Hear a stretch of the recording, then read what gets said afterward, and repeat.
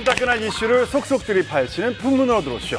오늘도 귀가 번쩍 뜨이는 소식들이 준비되어 있습니다. 네, 그 어느 때보다 아찔하고 화끈한 이야기들이 준비되어 있다는데요. 그럼 바로 시작하겠습니다.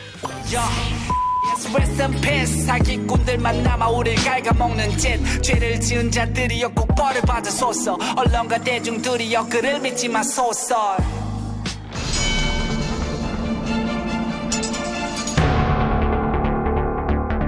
일단 전 소속사와 슬리피는요 이미 결별된 상태예요. 법적으로도 양쪽 다 이거에 대해 합의가 끝난 거예요. 지난 4월에 전속계약 효력 부존재 확인 소송을 했고 그로 인해서 결별이 합의가 된 겁니다. 이게 문제가 아니고요. 그 다음에 이제 정산 부분이에요. 네. 정산 부분에 있어서 양측에 전혀 다른 얘기가 나오고 있기 때문에 이 부분에 대한 법적 다툼이 지금 진행이 되고 있는 겁니다. 네.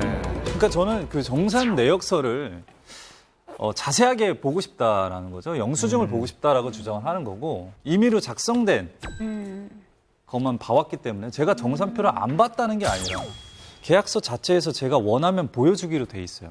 그렇죠. 언제든지 열람을 할 수 있게. 그래서 이 모든 것을 열람해달라고 아무리 주장을 해도 아무리 내용 증명을 보내고 소장에 첨부를 해도 보여주지 않는 거죠. 네, 일단 엔터가 그 슬리피 씨의 입장에 좀 반박을 하면서 입장을 냈었던 거를 보면요. 정산 자료를 제공을 했고 정확한 날짜에 모든 정산금을 지급을 했다 이렇게 주장을 하고 있고요. 슬리피 씨가 정산 담당자와 주고받은 대화 내용을 공개를 하기도 했었습니다. 저희는 일단은 누구 말이 맞는지 모르는 상태에서 이제 여쭤보는 건데 예를 들어 슬리피 씨가 정말 뭐 활동 없는 연예인인 몰라도 원터처블도 꽤 아마 초반에 성공했을 것이고 우리 결혼했어요라든지 몇몇 예능 프로그램들이 꽤 그래도 성공을 했는데 그러면 1, 2년도 아니고 10년 동안 한 푼도 못 받았는데 그거를 아무 문제 제기를 10년 동안 안 했다는 것도 난 좀 사실 시청자로서는 뭐 믿어지지가 않는 거예요. 그러니까 처음에는 의심을 하지 않았었고 믿고 언젠가 있다가 주겠지 이렇게 생각하신 거예요? 언젠가는 내가 수익이 제대로 내가 안 났나 보다라고 생각한 거죠. 수익이 안 났나 보다. 왜 우리가 음악방송 같은 거 나가면 출연료가 아주 작은데 들어가는 돈이 많잖아요. 의상비, 뭐 메이크업비 굉장히 돈이 많이 드는데 뭐 이런 것에서 계속해서 적자가 나고 뮤직비디오를 찍고 뭐 음악을 만드는데 적자가 나고 계속해서 적자가 나다 보니까 계속해서 활동을 해도 나눠줄 수 있는 돈이 없기 때문에 저쪽에서 이런 이야기를 하나라는 생각까지도 드는 상황이에요.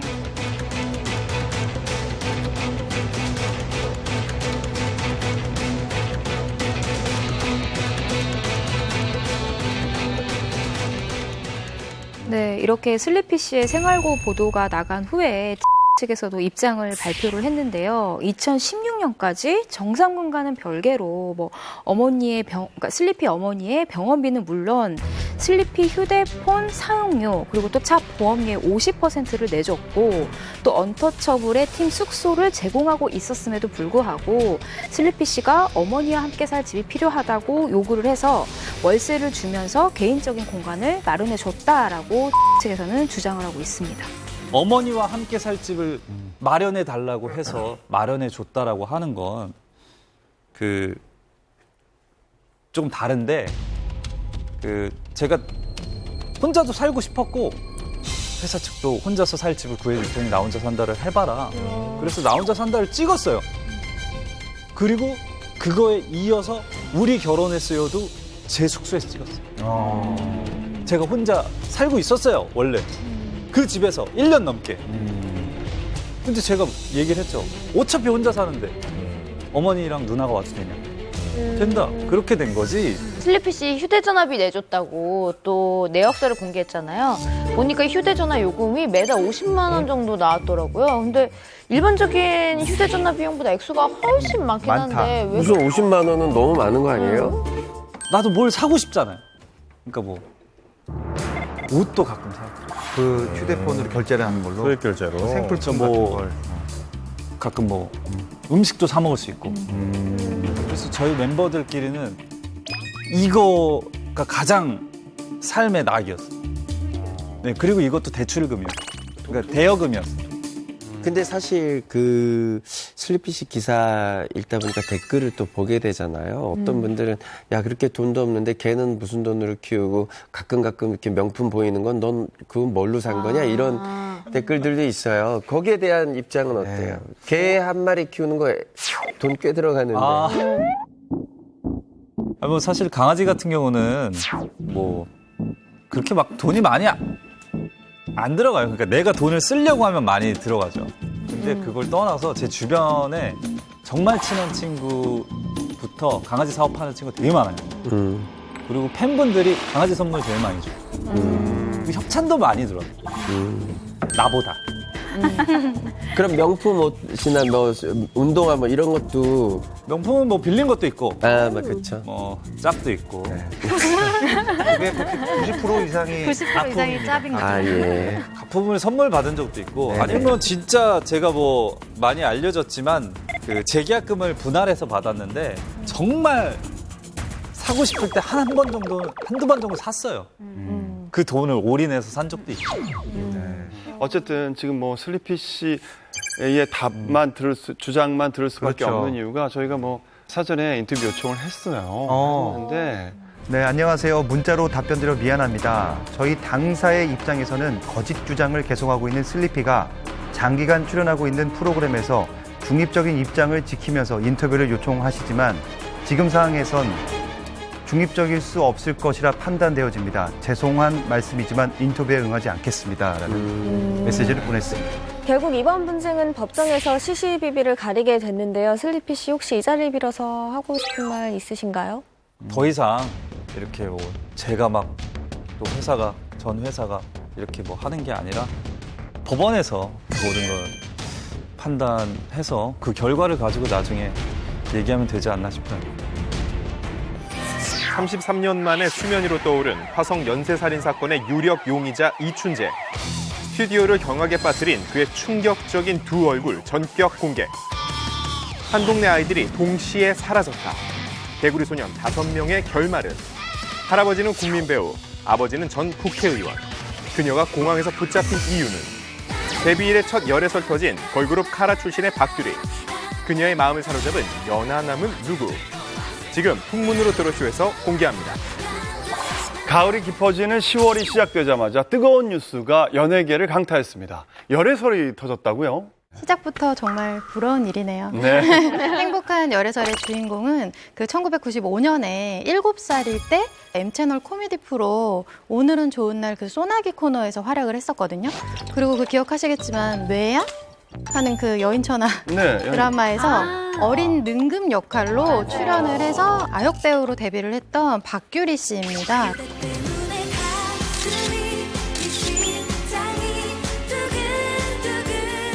박규리 씨는 2007년 그 한류의 뭐 선봉장이었죠. 걸그룹 카라로 데뷔했지 않습니까? 카라의 리더였고 그때 이제 큐리티 걸로 굉장히 인기를 엄청 별명이에요. 별명. 그 이후에는 영화와 드라마에서 배우로 활동 중이고 그리고 2017년 제10회 코리아 드라마 어워즈에서 한류 스타상을 받기도 했습니다. 네. 그럼 박규리 씨는 어떤 멋진 분과 만나고 있는지 정말 궁금하네요. 네. 박규리 씨의 연인은 일단 이름은 송자오 씨거든요. 이게 누구지 궁금해하실 텐데 이때 박규리 씨의 이름과 함께 한 건설사의 이름이 검색어 순위에 떴어요. D건설이었는데요. 이 D건설의 창업주인 송승헌 본명이십니다. 송승헌 전 회장의 중요한 건 장손. 서열 1위. 장손으로 알려져 있습니다. 네, 그런데 이 D건설사 같은 경우는 1957년 충청도에서 처음 설립이 된 업체인데요. 토목건축공사 그리고 포장공사, 조경공사 사업을 하는 대형 건설업체라고 합니다. 레이디 제인 씨, 네? 저 어떨 것 같습니까? 굉장히 사실 부러워하죠. 누군가를 만났는데 재력가 집안에 정말. 자손이라면. 네, 저도 한번 기도를 해봅니다. 근데 사실 저는 솔직히 말하면 솔직히. 그런 뭐 대단한 집안의 자제분이다 그러면 좀 부담스러워요. 그럴 수도 있을 것 같아요. 부담이 더 커요, 저는 오히려. 내가 뭘 이렇게 막 괜히 좀 어떤 없던 자격지심도 생길지 모르고. 그래서 저는 차라리 그냥 평범하고 중소기업 쪽으로. 잘생긴 분. 평범한데 잘생긴. 근데 돈이 너무 없어. 근데 어떻게 생겼어요? 차은우 씨. 얼굴은 차은우인데 제가 열심히 일할 수 있어요. 저는 혼처럼 일할 수 있어요. 근데 더 중요한 건 모르고 만났을까요?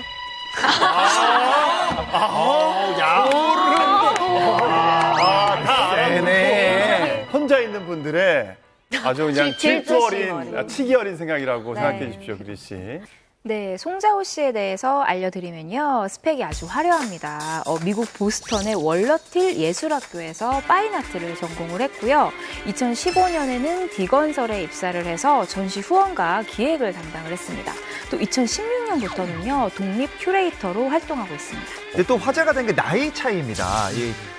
박규리 씨가 88년생 31살이고 남자친구가 95년생 24살, 7살 연하예요. 그게 부럽네요. 그게 다른 게 부러운 게 아니고. 이 7살 연하가 사실 뭐 대수롭진 않지 않습니까? 그러죠. 우리 지영 씨 계시잖아요.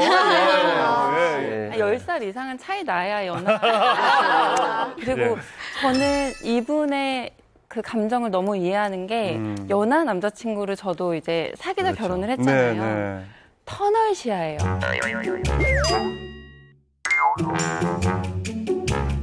경주마처럼 자기 여자친구만 봐요. 그러다 보니까 연하를 못 놓는 거예요. 그게 연하의 네네네. 연하 남들의 특징이 네네네. 혹시 그냥 남편 되는 그분만 맞아. 그렇지 않을까요? 그분의 뭐, 특성 아니에요? 근데 통상적으로 진짜 약간 그 본인의 경험이세요? 아니면 주변에 저희 남편이 와서 정확히는 말씀 못 드리는데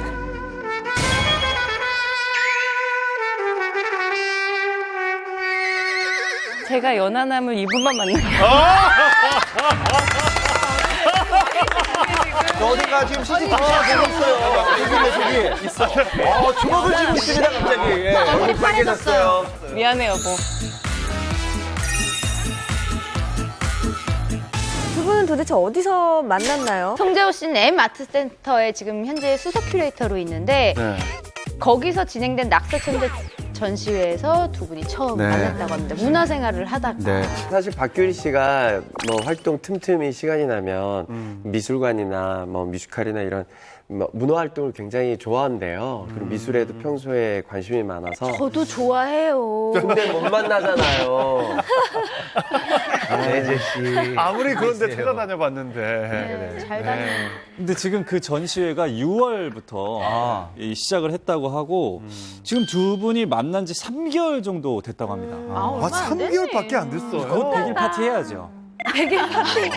투투 지났고요. 투투 지났습니다. 네. 근데 사실은 지금 정황상 봤을 때 7살 연하잖아요. 네. 근데 이제 송자호 씨가 7살 연하면 미국에서 유학 생활을 할 때 카라 하면 사실은 이 송자호 씨한테 굉장히 정말 존경이 약간, 되죠. 우상 같은 존재잖아요. 근데 그랬다가 이제 사회생활하러 귀국해서 큐레이터 하고 있는데 어떻게 인연이 돼서 규리 씨를 만나서 그럼 일단 무조건 호감으로 시작하는 거죠. 또 검색을 해보니까 송자호 씨는 아마 경영 쪽으로 직접 연결이 되지 않을 가능성은 좀 있어 보여요. 현재 그 지분 상태도 송자호 씨는 전혀 이제 갖고 있지 않고 부모들이 이 친구를 좀 뭐 우리 회사 경영이나 이쪽으로 좀 키우려는 목적보다는 그래도 너 그냥 너 하고 싶은 거 해라. 아마 이쪽으로 좀 자유롭게 놔준 것 같고 그러다 보니까 좀 예술 쪽으로 빠졌고 그 예술적인 뭐 관심사 이런 것들이 아마 이 박규리 씨랑 잘 맞았던 것 같은데 박규리 씨의 그 이상형이 어릴 때부터 지금까지 배우 정재영 씨입니다. 약간 마초적이고 유머스러운 그런 모습을 좋아하는데 그게 아버지하고 너무 닮았대요. 자신의 아버지하고. 그 이상형이 아마 송자호 씨가 아닐까라는 생각을 가져봅니다. 저는 풍문쇼에서 누누이 말씀드리지만 밝히는 열애설은 없습니다. 밝혀지는. 걸리는 열애설이 있을 뿐이에요. 누굴 만나는 건 자연스러운 일인데 그게 스캔들, 부정적으로 갔거든요. 근데 요즘은 안 그래요. 정말 부정적인 건 뭐냐면 이 정도까지 사진이 나왔는데도 아니라고 그래? 거짓말 논란. 이게 최악이에요. 만나면서 아니라고 하고 주변의 측근들이 다 소개받았다고 하는데 자기들만 아니래요. 이게 이미지가 가장 안 좋거든요. 그래서 요즘 인정하는 추세로 갈 뿐이지 제가 볼 때는 본인이 밝히는 건요. 뒤에 결혼이 결정돼 있는 경우만 시원하게 밝히지. 그러면은 아니 결혼으로 본인이 나서서 한 게 아니죠. 나서서 한 게 아니라서. 그럼요. 네. 열애설이 터지자마자 막 결혼 얘기를 하는 맞아, 거는 맞아. 조금 시기상조일 수 있을 것 같고 일단 두 분이 예쁜 연애 하시기를 조금 바래 봅니다. 네. 근데 생각해 보니까 지연수 씨가 남편이랑 결혼할 때 남편 나이가 혹시 네. 24. 같은 거예요. 열애 시작을 아니요. 만난 건 20살 20살. 때 만났고요. 결혼은 24세. 너 웬복이니? 그래요. 그러면 지금 이분도 어떻게 보면 지연수 씨가 보기에는 충분히 결혼까지 갈 수 있는 상황이라고 생각하십니까? 그렇기도 하고요. 그리고 네. 제가 봤을 때 이렇게 좀 많이 부유한 집의 친구들이 결혼을 늦게 하지 않더라고요. 맞아요. 일찍 하네. 대부분 일찍 하는 편이어서 뭔가 마음이 아주 확실하니까 이렇게 그냥 다 인정하지 않았을까.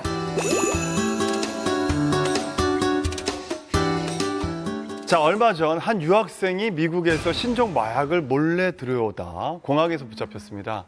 그런데 그 유학생의 아버지가 누구인지 밝혀지자 대중들이 큰 충격을 받았죠. 또 유력 인사 자제의 마약 혐의입니다. 홍정욱 전 의원의 19살 딸이 마약을 밀반입하려다 공항 세관에 적발됐습니다.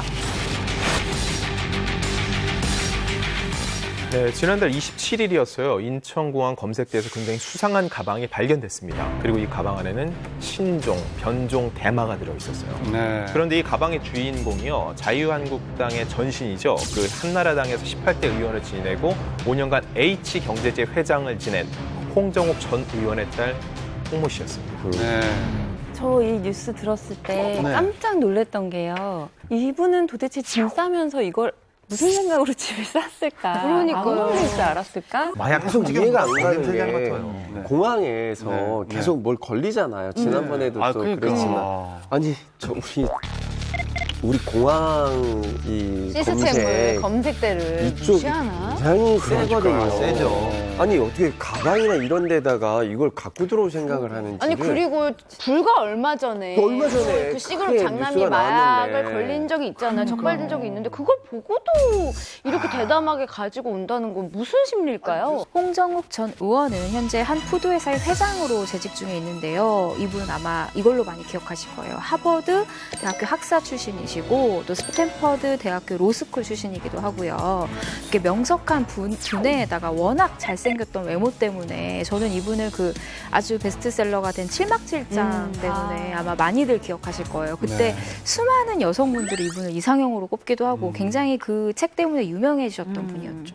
저희 집에도 있습니다. 근데 정말 신기하게 또 그 책에 대마에 대한 얘기가 나와요. 대마를 권유받은 적이 있었는데 이렇게 냄새를 맡아보고 절대 하지 않았다 이런 언급이 있거든요. 그래서 그게 같이 회자가 되더라고요. 홍정욱 전 의원은요, 사실은 방송에 보도될 때마다, 뉴스에 보도될 때마다 정말 많은 남성들한테는 질투의 대상이었습니다. 그러니까 완벽한 외모에 그렇죠. 뭐 스펙도 너무 뛰어나고 지금 하고 있는 사업도 그 뭐 친환경 뭐 이런 거에 굉장히 관심이 많아서 이분은 사실은 모든 남성한테는 약간 적이고 모든 여성들한테는 굉장히 좀 선망의 대상 뭐 이런 정도인데 사실은 아버님이 다들 아시겠지만 대한민국에서 전설적인 배우죠. 미남 배우 남궁원 씨신데요. 남궁원 선생님은 그 훤칠한 풍채하고 외모 그리고 뭐 키도 굉장히 크셔서 한국의 그레고리 팩이라는 별명을 가질 정도로 당대 최고의 미남 배우였습니다. 남궁원 씨는 그 저희 세대한테는 그 우레메 태권브이에 나왔던 박사님으로 되게 유명해요.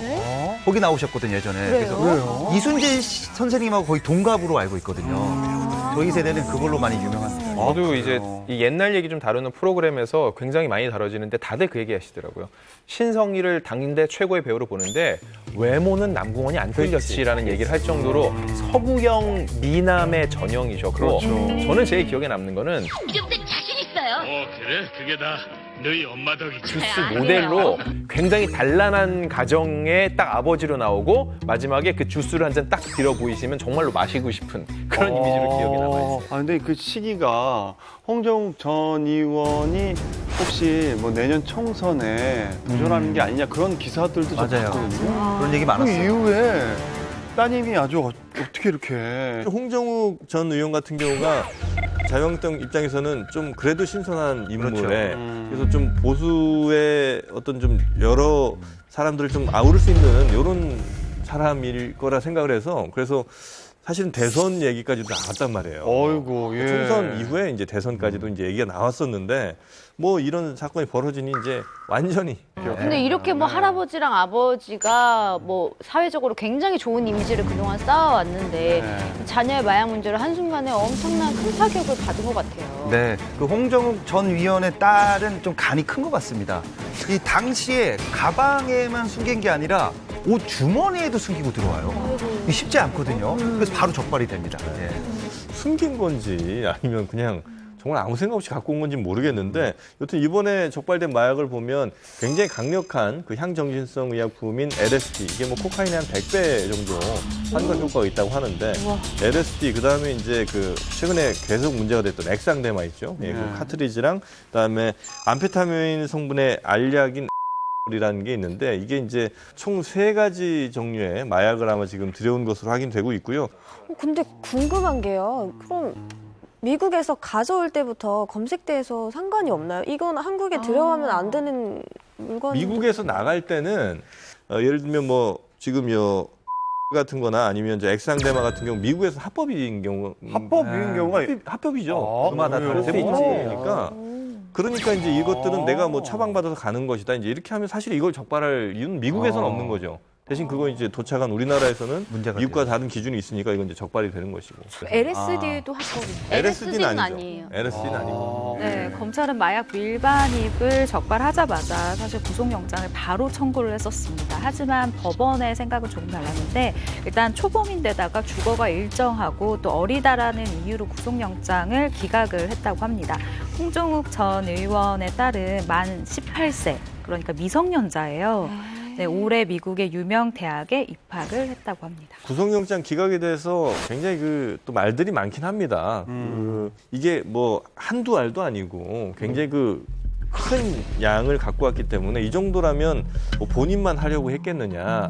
그리고 뭐 유통에 뭐 의혹도 있는 거 아니냐 이런 얘기도 있고요. 또 반대편에 생각하면 그 말 그대로 정말 초범에 주거가 일정하고 그다음에 미성년자라는 게 아마 제일 컸던 것 같아요. 그래서 미성년자인 경우에는 사실 구속영장을 그러니까 주거만 확실하면 구속영장을 이렇게 청구하는 경우가 거의 없기 때문에 아마 여기서는 그런 이유로 구속영장 기각이 된 것 같지만 그렇다 하더라도 많은 분들이 생각하실 때는 이거 뭐 진짜 좀 유력 권력자 혹은 뭐 좀 집안이 아주 좋으니까 이렇게 구속영장 기각된 거 아니냐 이런 의혹에 눈초리를 거두긴 좀 어려운 상황이긴 하죠. 근데 이게 또 다른 논란도 있었던 게 그 이재현 회장의 장남인 선호 씨가 비슷한 혐의로 걸린 적이 있었잖아요. 근데 저는 검찰 대응이 홍정욱 전 의원 자녀 때랑 좀 달랐다고 생각을 해요. 그러니까 선호 씨는 체포도 안 했었고 구속영장 신청도 안 했었잖아요. 본인이 하루빨리 구속이 되고 싶다고 했고 나서야 검찰이 그때 체포영장을 발부했는데 이 홍정욱 전 의원의 자녀 같은 경우는 현장에서 체포가 됐잖아요. 그래서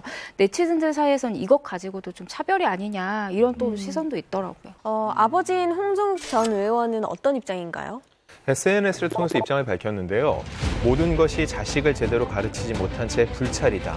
무거운 책임감으로 제 아이가 다시는 이 같은 잘못을 저지르지 않도록 철저히 꾸짖고 가르치겠다라고 사과했습니다. 사실 뭐 저는 자식이 없어서 모르겠지만 내 마음대로 안 되는 게 자식이라고 그러잖아요. 지현수 씨 같은 경우에는 아이의 교육에 대해서 이게 다시 한번 생각해 보실 수 있을 것 같아요. 이렇게 큰 잘못을 하거나 하면 그러니까 본인이 정말 무섭게 혼났다고 느낄 만큼 아주 강하게 혼을 내야 돼요. 저는 이 말에 굉장히 공감합니다. 제 아들 5살짜리 아들이 영양제가 있어요. 하루에 1개 먹어야 되는데 10개씩 먹어요. 맛있으니까. 타일렀어요, 계속. 야, 하지 마라. 근데 계속 10개씩 먹어서 제가 호되게 진짜 혼냈거든요. 안 먹더라고요. 진짜 호되게 혼내야 돼요, 이런 거는. 보통 근데 미국으로 유학을 이렇게 이른 나이에 가게 되면은 이 부모님의 어떤 뭐 꾸짖는다라든지 뭐 혼낸다든지 이 손에 미치지 못하는 거리까지 가기 때문에 그리고 또 학교를 재학하는 동안에 이런 마약의 유혹에 정말 너무나도 자연스럽게 노출이 돼요. 아버지도 본인은 이렇게 하고 싶지만 교육을 할 수 없는 상황이었을 거예요. 통제가 안 됐을 거예요. 통제하기 어려운 상황들이 많이 있잖아요. 그리고 그냥 뭐 알아서 공부 잘하고 잘 지낸다는 그런 것만 알고 있을 뿐 그 친구가 어떻게 생활하는지까지 옆에서 지켜볼 수가 없잖아요. 유학을 보내지 말아야 됩니다. 저도 요즘에 그 얘기 옆에서 많이 딱 하더라고요. 지켜봐야 됩니다. 네, 뭐 부모님들 커뮤니티가 어떨지 모르겠지만 한때 유학을 보내서 거기서 뭐 정말 뭐 미국에서 대학을 보내고 막 이렇게 생각을 많이 하신 것 같은데 보내면 지금 아까 레이디 제인 씨가 말씀하셨지만 그렇게 마약에 대해서 쉽게 노출이 된다는 거 아니에요? 대다수가. 어떻게 우리의 돌아오게 할까요? 지금 뉴욕에서 유학하고 있는데. 아니 이렇게 그러니까 비뚤어지지 않고 잘 가고 있는 사례가 있는데 저는 잘 모르겠어요. 비뚤어져 있는지 어쩐지. 근데 뉴욕에 혼자 보낸 거 아니에요? 네, 혼자. 아니 근데 제가 지금 들었을 때 우리가 너무 과하게 걱정을 하는 부분이 있는 것 같아요. 그러니까 기본적으로 거기서 하는 사람은 한국에 들어와서도 하고요. 한국에서 안 할 사람은 미국에서도 안 해요. 자, 현재 대한민국을 떠들썩하게 만드는 한 남자가 있습니다. 바로 화성 연쇄살인 사건의 용의자 이춘재인데요. 네, 2003년에 개봉한 영화 살인의 추억의 모티브가 된 인물이기도 하죠. 그래서 이번에는 화성 연쇄살인 사건의 용의자 이춘재에 관한 이야기를 한번 나눠볼까 합니다. 네. 1986년 9월 15일부터 91년 4월 3일까지 약 4년 반에 걸쳐서 화성 일대에서 벌어진 사건이에요. 당시에 여성 10명을 상대로 벌어진 희대의 연쇄살인 사건이었는데요. 이 여성들이 모두 성폭행을 당한 채 무참하게 살해가 되는 아주 끔찍한 사건이었습니다. 네, 지난 9월 중순이었는데요. 경찰은 이 화성 연쇄살인 사건의 5차, 7차, 9차 피해 여성의 유류품에서 DNA를 검출을 했는데 이 DNA가 이춘재의 DNA와 동일하다는 그런 국가수 감정을 토대로 이춘재를 유력 용의자로 특정을 했습니다. 현재까지 3건의 현장 증거물에서 검출된 DNA와 일치하는 대상자가 있다는 통보를 받고 수사 중에 있습니다. 무려 33년이에요. 강산이 3번 바뀔 동안 잡지 못한, 미치도록 잡고 싶었던 그 사람이 드디어 유력한 용의자로 드러났다고 하니까요. 대중적 관심이 엄청났습니다. 네. 저는 진짜 그거 잡았다는 기사를 보고 대체 어떻게 그동안은 왜 못 잡았는데 어떻게 대체 잡은 걸까 너무너무 궁금했거든요. 네. 야, 저는 딱 잡혔다라는 뉴스를 들었을 때 그 피해자 가족들이 원을 풀겠구나 이런 생각이 들었어요. 그동안 얼마나 많이 힘드셨을까. 33년 만에 찾아낸 용의자 이춘재는 어떤 사람인가요? 네. 일단 나이는 1963년생으로 올해 57세고요. 화성 출신입니다. 부모님은 그냥 평범한 농부였고 형제로는 남동생이 있고요. 이 인근에서 초등학교, 중학교도 졸업을 했고 1993년에 청주로 이사를 갔는데 그 전까지 전기 부품 공장에서도 일한 적도 있는데 기본적으로 화성이라는 지역의 이런 지리적인 특성을 누구보다 잘 아는 사람이었다는 거죠. 근데 왜 화성에서 살다가 갑자기 청주로 이사를 간 거죠? 1992년 전후로 이춘재가 그 한 건설회사의 굴착기 기사로 취직을 해요. 그러다가 이 회사 경리로 일을 하던 A씨와 연인으로 발전을 하면서 이제 청주로 가서 자리를 잡은 것으로 알려져 있습니다. 그 당시에 범인을 잡으려던 형사들과 그 국민적인 관심도가 정말 대단했거든요. 이 형사도 이날 그 용의자 잡힌 날 막 울었대잖아요. 그러니까 나도 그 뉴스 막 울고 그랬대요, 이 형사들이. 예. 당시에 정말 전국의 경찰이 다 화성에 몰려왔다 싶을 정도로 정말 수사에 동원된 인력이 어마무시했죠. 그 시간도 굉장히 길었고 이렇게까지 많은 경찰이 동원된 사건은 아마 지금까지도 없지 않을까 싶은데요. 단일 사건 사상 최다였습니다. 이 사건에 투입된 경찰 인력이 무려 205만여 명. 205만? 정말 대단한 숫자잖아요. 경찰 다 했구나, 한 번씩. 그 당시에 이 정도로 수사를 정말 집중할 수밖에 없을 정도로 큰 사건이었고요. 수사 대상에 오른 우범자만 무려 21,280여 명. 어휴. 그리고 지문대조 대상자만 41,116명이었다고 합니다. 그러니까 경찰들이 정말 정말 잡고 싶었었던 거예요. 이 당시의 수사 기록이 아직도 깨지지 않은 그 정도의 수치라고 합니다. 아, 그때 뭐 소문도 굉장히 많았어요. 뭐 무슨 옷을 입고 다녀서 뭐 빨간 옷 살해를 얘기도 당한다든지 뭐 별별 소문들이. 왜냐하면 이 범인은 잡히지 않은 상황에서 계속 이제 피해자가 만들어지고 있으니까 그래서 그 공포심 같은 것들이 화성에 사는 분들뿐만 아니라 뭐 경기도 더 넓게 진짜 전국에 계신 거의 뭐 모든 여성분들이 이 뉴스 하나 나오면 그리고 또 이제 유사 범죄도 막 생기고 그랬거든요. 모방 범죄 같은 거. 그래갖고 전체적인 그 나라 분위기가 이 사건 하나 때문에 아주 정말 힘들었던 그런 시절. 민심이 흉흉했죠. 맞아요. 근데 당시에 경찰이 이렇게 엄청난 노력을 했음에도 불구하고 유력 용의자조차 잡지를 못하니까 결국 경찰들이 비과학적인 방법까지 동원하게 됩니다. 비과학이요. 영화 보면 막 무당 찾아가고 이런 거. 그렇죠. 맞아요. 송강호 씨가 무당집 찾아가다가 기억하실 텐데 그게 실제 모티브가 된 겁니다.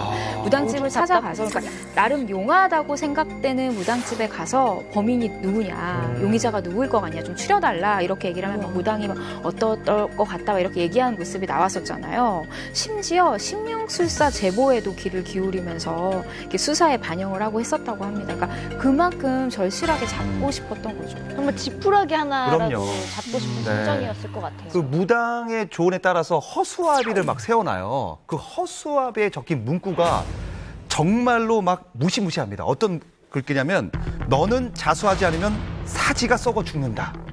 라는 문구가 써 있어요. 이거는 그대로 영화 살인의 추억에도 나옵니다. 아, 그래요. 저주죠, 어떻게 보면. 그렇죠. 범인이 봐라 이걸 빨리. 아니, 그 당시에 그 영화, 우리 살인의 추억은 다 봤잖아요. 그럼요. 그 영화 보면서 진짜 누가 범인일까. 박해일 씨가 워낙 연기를 또 잘해서 잘했어요. 마지막까지도 박해일 씨 그 DNA 검사를 미국 보냈다가 그래서 송강호 씨가 눈 보면서 밥은 먹고 다니니? 그 얘기하는데 일하는 거야? 아니라는 거야? 범인이라는 거야? 마지막까지 막. 맞아요. 그 영화가 당시 개봉했을 때 그 봉준호 감독이 그랬잖아요. 이 범인이 지금 여기 영화를 보러 볼 왔을 거라고. 수있다. 그 정도로 우리 안에 아직도 함께 살아가고 있다라는 것을 암시했는데 실제로 세상에. 소름 돋아. 이춘재의 젊은 시절 모습을 보면 눈매는 좀 매섭지만 사실 되게 호리호리하고 그런 연쇄살인범 느낌이 확 나진 않거든요. 이게 이미지 갖고 보니까 무서워 보일 수 있는데 그래 영화 속에서 보면은 손이 굉장히 부드러웠어요라는 얘기를 많이 하거든요. 그 얘기 자체가 안 그럴 것 같은 사람이어서 더 안 잡힌다라는 건데 손이 왜 부드럽다는 게 영화에도 나오잖아요. 예. 이제 그 경찰 얘기를 들어보니까 실제 손이 부드러운 건 아니래요. 보통인데 그냥 보통 남자라는 거예요. 근데 그 극심한 어떤 그 공포의 상황에서 떨고 있는 피해자 입장에서는 그러니까 이 사람 훨씬 더 우락부락하고 훨씬 더 막 상처 있고 흉터가 많을 것 같은 느낌이 원래는 있는데 그게 아닌 보통 손을 보면 굉장히 고와 보인다는 거예요, 상대적으로. 그래서 그때 외국인설이 있었어요. 그러니까 손이 좀 고운 인종일 수도 있다. 그래서 어떤 인종일까 이런 설이 있었었고 이게 상당히 유력했던 때도 있었어요. 왜냐하면 증거가 전혀 없고 어느 날 갑자기 그 수법의 살인이 어느 날 갑자기 뚝 끊겼잖아요. 화성 내에서. 외국인일 확률이 더 높다라는 게 좀 무게가 있어요. 외국으로 간 것이다. 자기 나라로 돌아왔다. 나가서 너무 증거가 없으니까 왜 개인설까지 있었어요. 외계인. 왜 국인을 넘어서요. 그런데 이춘재가 유력한 용의자로 특정되면서 또 다른 연쇄 살인범인 유영철의 과거 발언이 주목되고 있다고요. 네, 그렇습니다. 전 정말 소름이 돋았는데요. 지난 2006년 유영철이 이런 이야기를 했습니다. 연쇄살인범은 살인 행각을 멈출 수가 없기 때문에 화성 연쇄살인 사건의 범인은 사망했거나 교도소에 수감 중일 것이다 라고 추측을 했는데 이게 정말 딱 맞는 이야기인 거예요.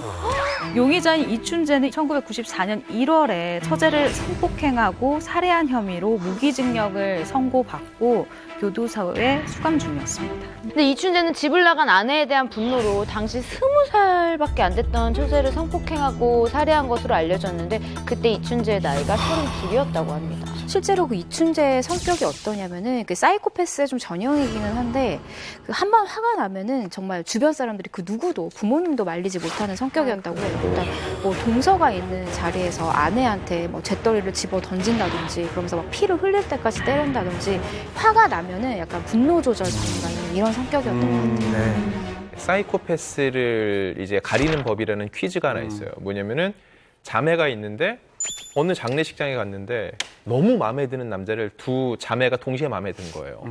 근데 모르는 거예요, 누군지. 근데 이 동생이 언니를 그 며칠 후에 살해를 했어요. 왜 그랬을까요? 라는 질문이거든요. 맞춰봐요. 그러니까 언니를 동생이 왜 죽였겠냐? 우리 쌍둥이. 사랑의 라이벌이니까 언니가 포기 못하겠다고 내가 했으니까 차지하려고. 하는 게 상식적이고. 근데 그 남자를 누군지 몰라요. 일반적인 사람들은요, 둘 다 마음에 들었다고 했으니까 언니가 사랑의 라이벌이 될 수 있으니까 죽였어. 이게 일반적인 답변인데 사이코패스의 답변은 그 사람을 다시 오기 위해서는 또 다른 장례식이 필요했기 때문이라고 얘기를 한다는 거예요. 오, 소름 끼쳐. 오, 근데 보세요. 와, 상상도 못한 근데 일이다, 여기서 진짜. 그 다음이 중요해요. 아내를 내 눈앞에 다시 데려오기 위해서는 뭐가 필요했습니까? 가장 측근 가족의 장례식이 있으면 아내가 다시 여기 오지 않을까라는 저는 그런 생각이 들었어요. 이 퀴즈를 들어본 적이 있기 때문에. 그럴 수도 있겠네요. 네. 아니 근데 진짜 장례식장에서 너무 태연했기 때문에 수사를 시작했대고 확실해요. 그러니까 뭐 이렇게 사건을 뭐 조사하는데 너무 태연하다는 거예요. 뭐 그러니까 이게 처갓집에 하는 뭐냐면 행동들 모든 것들이 처음에 이춘재랑 다른 가족이 같이 이제 이제 조사를 받으러 경찰서에 왔는데 이춘재가 당황하는 척하면서 연기를 하는 게 경찰 눈에 보인 모양이야. 그러니까 경찰이 이상하게 어딘지 모르게 조금 수상해 보인다. 어떤 촉이 왔대요. 그래서 조사를 하다가 범인이 확실하다라고 증거를 찾았다고. 이춘재가 이 당시 상황에 대해서 자기 지인에게 설명을 한 적이 있어요. 뭐라고 설명을 했냐면 처제를 성폭행을 했는데 성폭행을 한 이 처제를 살려두면 여기저기 가서 내가 성폭행을 당했다 형부한테라고 얘기를 할 거 아니에요. 그게 싫어서 살해를 했대요. 그렇게 살해를 하고 나서 자신이 용의자로 물릴까 봐 이 처제의 집, 그러니까 집을 나간 아내의 그 처가에 가서 일도 돕고 굉장히 아무렇지도 않게 행동을 했었다고 하더라고요. 예. 잔혹한 범죄를 저지르고 수감됐지만 교도소에선 또 의외의 모습을 보였다죠. 네, 무기징역을 선고받고 1995년부터 부산 교도소에서 수감 생활을 시작을 했는데 지금 20년 넘게 수감 생활을 하고 있잖아요. 그동안 단 한 번도 규율을 위반하거나 폭력을 행사한 적이 없다고 합니다. 네, 그래서 이제 이 수용자를 분류하는 그 등급이 4단계가 있는데 거기서 이춘재가 가장 높은 등급을 받았다고 해요. 그러니까 2009년과 2010년에는 공장 작업 때 교도관을 보조를 해서 이제 다른 수용자들을 관리하는 반장직을 맡을 정도로 아주 신임을 높게 얻었다고 합니다. 완전히 두 얼굴인 거죠. 근데 혹시 이춘재가 화성 사건의 유력한 용의자라는 사실이 밝혀지고 그 교도소 내의 분위기는 어땠다고 하나요? 네, 일단 법무부 교정본부 관계자가 이렇게 이야기를 합니다. 이춘재는 다른 수감자들과 갈등을 일으키지 않고 그리고 성격이 굉장히 조용했다라고 이야기를 합니다. 굉장히 착실하게 생활을 해서 교도소 내에서 평이 좋았다라고까지 언급을 했는데 그런 그가 화성 연쇄살인 사건의 유력 용의자라고 하니 교도소 내에서도 굉장히 깜짝 놀라는 분위기였다라고 지금 현재 그 분위기를 전하기도 했습니다. 아니 근데 사람이 그렇게 쉽게 바뀌지 않거든요. 그렇게 뭐 휴대 살인마의 폭력적인 기질이 있는 사람인데 갑자기 순한 양이 될 수는 없는 건데 뭔가 이유가 있지 않을까요? 강자한테는 그렇죠. 약하고 거기 수감자들밖에 강량 없으니까. 약강이죠. 맞아. 저는 그것보다는 가석방을 노렸을 거라고 생각을 해요. 일부러 모범수 생활을 했고 왜냐하면 지금 살해 방식을 보면 화성 사건 같은 거 보면 굉장히 침착하고 증거를 남기지 않고 아주 계획적인 살인 방식이잖아요. 근데 이춘재는 분명히 만약에 이분이 범인이라면 이 사람이 범인이라면 굉장히 살인에 중독되어 있는 상태였을 거예요. 근데 연쇄살인범들 중에 특징이 굉장히 살인을 많이 저지르고 다녔음에도 경찰이 자신을 추적을 못하면은 자신은 거의 신적인 존재라고 생각을 한대요. 그리고 공권력을 자기가 휘두를 수 있다라는 이런 착각을 한대요. 그래서 만약에 내가 모범수 생활을 해서 가석방이 돼서 밖에 나가면 나는 또 살인을 저지를 수 있고 마음껏 저지를 수 있고 나는 또 잡히지 않을 거야. 좀 이런 생각을 하고 있지 않았을까 추측이 들어요. 저도 그런 생각이에요. 다시 또 살인을 저지르기 위해서 정말 인내하면서 이 뭔가 가석방을 노리지 않았을까 하는 생각. 그리고 또 실제로 그 화성 연쇄살인 사건은 여성들만을 대상으로 한 사건이었잖아요. 그러니까 여성들을 성폭행하고 살해했던 그런 사건들이었는데 이 교도소 내에서는 전부 다 이제 남성들이고 또 범죄자들이고 본인보다 뭔가 힘이라든지 어떤 그런 체격이라든지 그런 면에서 조금 압도하는 면이 있어요. 이 분노 조절이라는 게 사실은 상대적으로 뭐 조절이 가능하고 이런 게 아니잖아요. 근데 교도소에서 분노할 만한 일이 단 한 건도 없었을까요? 해봐야 죠. 그렇죠. 예. 그러니까 이게 상대적으로 이제 발현되는 어떤 그런 분노가 아니었을까. 뭐 그러기도 하고 어쩌면 이제 우리가 이런 어마어마한 살인을 저지른 사람이라면 평소 모습도 늘 아주 뭐 폭력적이고 뭐 이럴 거라고 생각하지만 어쩌면 그가 정한 룰 안에서는 자신이 범죄를 저지를 때 그 룰이 따로 있고 평소의 룰은 또 다를 수가 있어요. 그러니까 그게 꼭 반드시 뭐 사람이 무슨 이중인격이라 그런 것이 아니라 원래 사람들은 여러 가지 가면들을 갖고 사는데 이춘재 같은 경우는 그게 좀 더 극단적으로 벌어졌을 가능성이 전 높다고 봅니다. 그리고 뭐 이런 소문이 있는데 들어보셨겠지만 이춘재 집안이 화성 땅값 폭등으로 재산이 거의 100억대다. 맞아. 그 얘기 들었어요. 네. 그러니까 굉장히 부유하다 뭐 이런 얘기가 있는데 만약에 이게 사실이라면 모범수로 이렇게 빨리 가석방에서 나오고 싶을 수도 있죠. 네, 일단 마을 주민의 말에 따르면 그 이춘재 집안이 대대로 뭐 벼나 고구마 농사를 지어왔다고 하고 제법 많은 농지를 소유하고 있는 집안이라고 해요. 일단은 이춘재 일가가 살았던 그 화성이 그 진안동 일대인데 그 땅이 1980년만 하더라도 평당 1,000원 수준밖에 안 했는데 지금은 300만 원에서 500만 원 평당 1,000배 뛰어오고 재산이 늘어난 거는 아마 2000년대 이후일 거예요. 그렇지. 그러니까 뭐 특히나 이제 화성 사는 사람들, 그러니까 요 일대 사는 사람들 중에 부자가 된 사람은 아들을 대학을 안 보낸 사람들이에요. 아들 대학 보낸 사람들은 땅 팔아갖고 어쨌든 학비 마련해갖고 굉장히 싼 값에 땅들을 다 팔아버렸는데 이춘재는 대학교를 안 갔잖아요. 이제 이렇게 애들을 교육비를 이렇게 많이 안 쓰다 보니까 땅이 그냥 아주 싸게 막 나온 거 이런 것들을 그냥 좀 더 이렇게 확보를 하다 보니 지금 뭐 2000년대 넘어서 갑자기 이제 뭐 개발되고 도로 뚫리고 뭐 이러면서 꽤 많은 재산을 축적한 건 맞는 것 같은데 그렇다고 해도 아마 100억대는 조금 어렵고 아마 수십억대 정도 자산이 아닐까 싶습니다. 네. 아, 믿기지 않지만 교도소에선 단체 생활을 잘 하면서 성실한 사람으로 인정까지 받았다는 이춘재인데요. 그렇다면 그가 처음 단체 생활을 했을 학창 시절은 어땠을까요? 이춘재의 초등학교, 중학교 동창들의 이제 증언들이 나오고 있는데 누굴 때리거나 나쁜 소리 한마디 하지 못하는 그런 학생이었다고 하거든요. 멍청일 만큼 애가 착했었는데 그 학교에서는 뭐 별다른 행동이 없었거든. 걔는 야 우리 동창은 아니겠지 했는데 보니까 동창 맞네. 싹싹해고 이자석 말고 그 얘기 학생 때 그랬던 거죠? 착해고 착하고 어떤 거를 보면 좀 착했을까요? 뭘 나한테 줬고 뭐를 저기 의자는데 그냥 같은 시간을 여기 가세요 어디 갔다 오세요 그게 착한 거지. 이춘재가 그 용의자라는 얘기가 나온 다음에 동창들 굉장히 많이 놀랐다고 입을 모으고 있습니다. 학창 시절 조용하다가 사회에 나와서 성격이 전혀 달라지는 사람이 정말 있는데 있어요. 비교할 대상은 아니지만 연예인들도 사실 그래요. 학창 시절엔 굉장히 조용하다 갑자기 뭐 무대나 카메라 앞에 서면 굉장히 다른 인물이 되거든요. 어떤 개그맨들은 평소에 말 한마디 맞아. 한마디 안 하다가 맞아, 카메라 들면 맞아. 막 과하게 약간 그 오버 액션 있죠? 그런 것까지 나오다가 또 카메라 꺼지면 말도 안 해. 맞아요. 굉장히 시니컬해지고. 가까운 예로 보면은 우리 정영진 씨 같은 경우는 뭐 여기서는 뭐 까칠하고 뭐 멘트가 심하잖아요. 방송 끝나면 세상 착한 형이에요. 그래요, 예. 막 수줍어하고 미안하다 이러고. 이분이요? 이분이 그래요 평상시에. 네, 약간 사이코패스. 예능 살인마. 아주 저단계. 예능 살인마예요.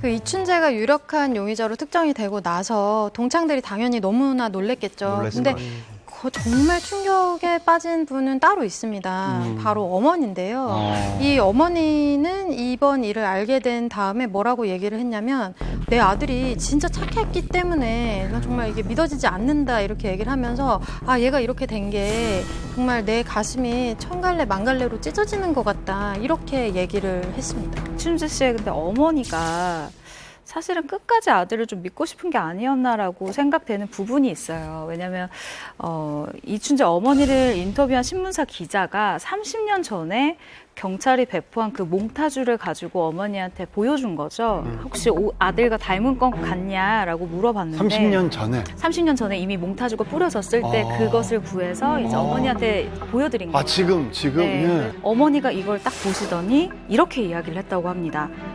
우리 큰애랑 비슷하고 많이 닮은 것 같아요. 그런데 다른 데는 몰라도 그 당시 살던 마을에 일단 그 몽타주가 들어오지 않았고 혹시나 다른 사람들이 그 몽타주를 봤으면 당연히 그걸 들고 니네 아들이다라면서 뛰쳐와가지고 뭐라고 했을 텐데 그렇게 따진 사람이 없었다라는 이제 취지로 이야기를 하기는 했어요. 그런 마음이 계속 있었던 것 같아요. 어머니께서는 끝까지 이제 이춘재를 감쌌는데요. 아마 저는 어머니 입장에서는 아무리 공공의 적으로 지목이 됐더라도 아들이기 때문에 감쌌다고 생각을 하는데 그럼에도 불구하고 저는 이 화성살인 사건은 둘째치고 일단 처제 살인 사건은 어쨌든 팩트로 드러났잖아요. 지금 감옥에 수감 중이고 저는 그 유가족들을 위해서라도 이런 말씀은 인터뷰는 조금 이제 좀 지양해 주셨으면 좋겠어요. 유족들이 좀 상처를 많이 받을 것 같아요. 어머니는 애써 현실을 외면하려고 했지만 결국 지난 10월 1일 이춘재가 드디어 범행을 자백했습니다.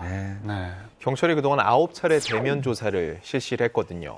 그동안 혐의를 부인하던 이춘재가 드디어 범인을 모두 자백을 했습니다. 더욱더 놀라운 건요. 범행을 시인한 건수가 무려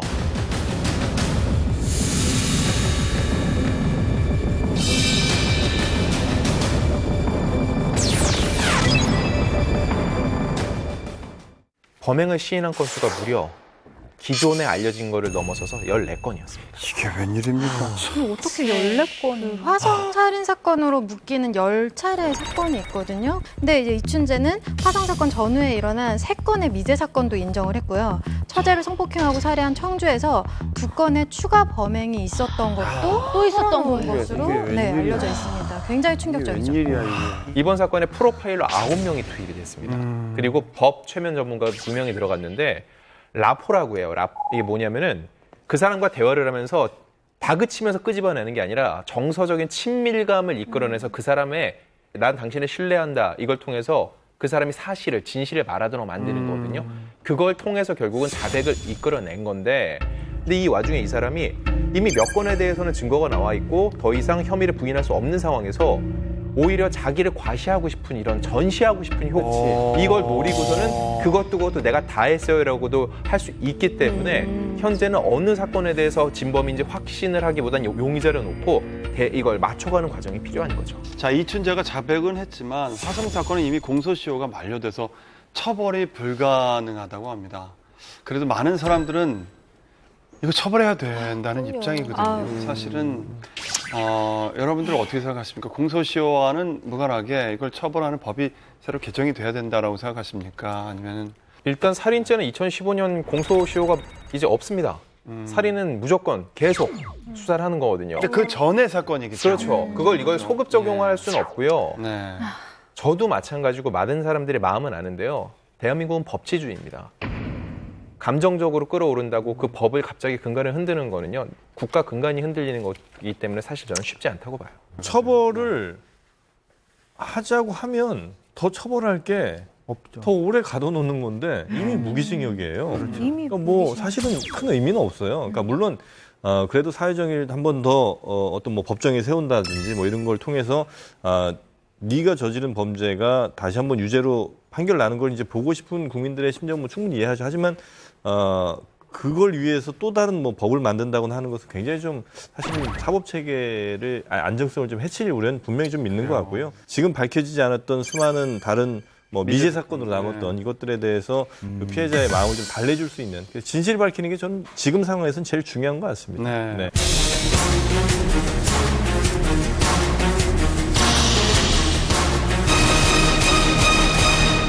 또 하나의 미제 사건이 있습니다. 바로 개구리 소년 실종 사건인데요.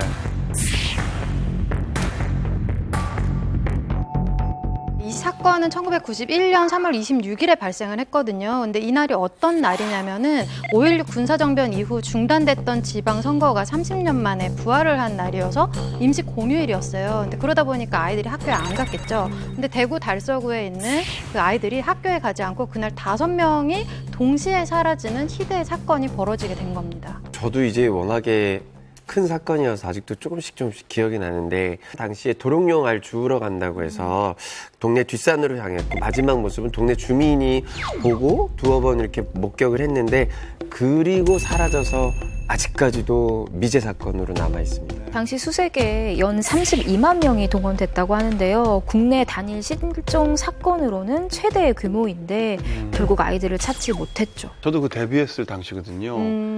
이 사건이 일어났을 때 많은 국민들이 관심을 가져가지고 대대적으로 정말 뭐 그 당시에 뭐 군인까지도 동원해서 수색 뭐 작전을 펼치고 그랬었던 걸 기억이 신문에 나요. 막 제가. 광고도 나고 맞아요. 여기저기 막 전단지 포스터 엄청나게 붙어 있었죠. 그리고 그때 당시 방송에 나올 때 꼭 끝에는 이 개구리 소년 사진이 떴었어요. 그때 당시에도. 제가 국민학교에 있었을 때 그 학교의 선생님들이 항상 그런 이야기를 하셨어요. 학교 끝나면 수업 끝나면 애들 놀지 말고 집에 바로 가라 이런 얘기도 꼭 하셨었던 맞아요, 것 같고 이 개구리 소년을 주제로 뭐 글짓기도 있었고 그리고 포스터 그리기도 있었던 걸로 저는 기억을 하고 있어요. 제 기억이 맞는지 모르겠지만 5명의 아이들이 산에 들어갔다가 사라진 이것 때문에 뭐 어떤 사람들은 뭐 UFO에서 납치당했다 뭐 이런 맞아요. 얘기도 별의별 있었고 얘기가 다 별의별 있어요. 얘기가 이때 다 있었어요 이때. 뭐 북한으로 넘어갔다 뭐 이런 얘기도 있었고. 맞아요. 그 당시 아이들의 부모님들은 생업도 포기하고 전단지를 돌리면서 아이들을 찾았다고 해요. 이게 아이가 아파서 내 눈앞에서 아이가 힘들어하고 이렇게 가는 과정을 보면 부모로서 약간의 포기가 될 것도 같은데 하루아침에 없어지면 그럼요. 그거는 진짜 하늘이 무너지는 거거든요. 생사를 몰랐잖아요. 그래서 그 당시에 막 뭐 무슨 역에서 뭐 저 막 껌을 파는 걸 봤다 인상착의 아이를 막 이런 식으로 제보해가지고 막 난리 났었어요. 장난 전화도 많이 네, 왔었어요, 네. 진짜. 그거라도 믿고 싶은 거죠. 그러니까요. 이 사건에 허위 제보라든지 가설이 좀 많았다는 이유는 이 사건 자체가 굉장히 비상식적인 맞아요. 그러니까 너무나 이례적인 거예요. 왜냐하면 아이가 5명인데 5명 다 물론 뭐 아주 큰 아이들은 아니지만 그래도 큰 아이가 한 13살 정도 될 정도면 그 정도면 아주 그렇게 어린 아이도 아니거든요. 네. 더군다나 그 산이 뭐 굉장히 험한 산이 아니에요. 뭐 뒷산 같은 정도 수준이란 말이죠. 그래서 한 5명이 동시에 그렇게 없어질 일이 어떻게 있을 수 있는가. 그러다 보니까 아주 뭐 정말 말도 안 되는 가설이라든지 허위 제보까지 좀 있었던 것인데 아이들의 부모님들은 허위 제보에도 신락 같은 희망을 걸고 또 좌절하길 반복했을 텐데요. 그 중에서도 가장 가슴 아픈 사건이 있다고요. 개구리 소년이 실종되고 5년여가 지난 1996년에요. 한 심리학 교수가 이런 이야기를 합니다. 여러 정황상 실종 아동 김군의 부모가 범인이다라고 주장을 했어요. 결국 경찰은 실종자 가족의 집을 강제로 수사하기까지 했고요. 마당과 화장실, 부엌, 바닥 뭐 등을 다 파냈고 심지어 구들장까지 다 꺼냈습니다. 와, 진짜 얼마나 황당했을까요? 내 아이를 결국- 내가 죽였다라는 거잖아요. 그렇죠. 이런 주장을 펼쳤던 이 교수는요, 명예훼손으로 피소돼 벌금형을 선고받았고, 그리고 학교도 그만두고 한국심리학협회에서도 제명당합니다. 이후에도 심리학 교수는 아이들 사건을 계속 연구를 했다고 해요. 그 교수가요. 비록 이제 잘못된 판단으로요 유족들한테 아픔을 주긴 했지만 사실 이 사건을 가장 관심을 많이 갖고 계속 파헤친 사람이기도 해요. 그래서 결국은 2005년에 이 얘기를 다룬 소설을 내는데 소설의 제목도 굉장히 의미심장합니다. 아이들은 산에 가지 않았다. 이 가설인데 결국은 산에 갔으면 이렇게까지 발견되지 않을 수 없다. 결국은 다른 데에서 다른 목적에 의해서 아이들이 잘못된 것이다라는 주장인데 그렇기 때문에 그 실종 아이 중에 한 아버지를 지목하고 집을 파헤치는 일까지 있었던 건데요. 이거는 후에 다시 영화 아이들이 제작되는 그런 모티브가 되기도 했습니다. 네, 영화 아이들은 배우 박용호, 류승용, 성동일 씨가 주연을 맡았고요. 개봉 당시 180만 관객을 동원했습니다. 근데 류승용 씨는 원래 이 영화를 처음에 고사했었어요. 그 교수 역할을 류승용 씨가 했거든요. 심리학. 네네. 근데 류승용 씨가 왜 고사를 했냐면요. 이 얘기 자체가 유족들한테 또 다른 아픔을 줄 수 있다는 건데 이거를 당시 이규만 감독이라는 분이 연출을 했는데 이분은 당시에 다 만났어요. 유족들을 만나서 본인의 의도를 다 설명을 하고 동의를 어느 정도 받은 다음에 영화를 진행을 했거든요. 그럼에도 불구하고 영화를 보면요. 너무 보는 내내 안타까워요. 스릴러적인 요소도 있는데 영화적 재미인데 이걸 보고 있으면은 결국 영화는 극화된 거기 때문에 마지막에 범인일 것 같은 사람을 보여줍니다. 슬쩍 보여주긴 하는데 이 영화를 보고 나면은 더 궁금해져요. 정말 누가 그런 짓을 했을까라는 생각이 들어요. 당시 출연진들이 이 영화를 보고 범인이 최소한 불편했으면 좋겠다라고 심경을 밝히기도 했죠. 자, 그리고 2002년 9월에 미궁에 빠져있던 개구리 소년 사건을 해결할 수 있는 실마리가 드디어 풀렸다고요. 제가 하나 물어볼게요. 슬리피 개구리 소년들 그래서 발견됐나요? 발견 안 돼서 지금도 이렇게 얘기하고 있는 거 아니에요? 많은 사람들이 저렇게 생각해요. 네. 2002년에 유골이 발견됐습니다. 맞아요. 2002년 9월이었는데 사실 그때 대한민국 가장 뜨거웠던 한때를 보낸 직후였잖아요. 월드컵. 2002년. 그렇죠. 그때 아이들의 유골이 발견이 됐고 게다가 한 군데 모여 있었어요. 그래서 그때부터 실종이 아니라 살해 및 암매장으로 전환이 됐습니다. 네, 유골 감식 결과 밝혀진 건 타살로 보인다는 법의학적 소견뿐이었어요. 근데 이 소년들 유골 5구 가운데 3구 이상의 두개골에서 사망 당시에 생긴 것으로 추정이 되는 인위적인 손상 흔적이 발견이 됐기 때문입니다. 이를 토대로 이제 경찰은 다시 수사를 하는데요. 그 이후에도 뭐 사인이나 범행 도구, 살해 동기가 여전히 미궁에 빠져 있는 상태입니다. 어디서 발견이 된 거예요? 뒷산 그대로요. 게다가 발견된 데가요. 주민들이 사는 곳과 그다지 멀지가 않은 곳이었어요. 그런데 이제 당시에 눈길을 끄는 용의자는 한 명 있었다고 합니다. 유골이 발견되기 하루 전날에 와룡산에 큰 무덤 같은 흔적이 있는데 거기에 5명의 소년이 묻혀 있다라는 제보를 누군가가 전화로 한 거예요. 그래서 그 사람이 용의자가 아닌가. 그때는 관심을 모았었죠. 그랬는데요? 경찰은 그래서 이제 당시 그 제보 전화했던 사람을 조사를 했는데 횡설수설하는 정신 이상자에 의한 단순 해프닝으로 이제 종결이 됐다고 하더라고요. 그 다음날 실제로 발견이 됐는데도. 네, 상황이 되게 공교롭긴 한데. 그러니까 그걸 저지른 사람이 이 정신 이상자에 대해 얘기를 해줬을 수도 있어요. 아, 그렇죠. 이것도 가설이죠. 네, 이번 이춘재 사건에서 DNA 대조가 결정적인 역할을 했잖아요. 그런데 이번에 개구리 소년 실종 사건 역시 국가에서 당시 발견된 유류품으로 DNA 검사를 할 예정이라고 해요. 근데 이 검사를 통해서 정말 용의자를 특정할 수 있는 단서가 나왔으면 좋겠는데 안타깝게도 유골이 너무 늦게 발견이 됐잖아요. 그렇기 때문에 DNA 채취가 가능할지 아주 작은 흔적이라도 발견할 수 있을지 전혀 알 수 없는 상황이라고 합니다.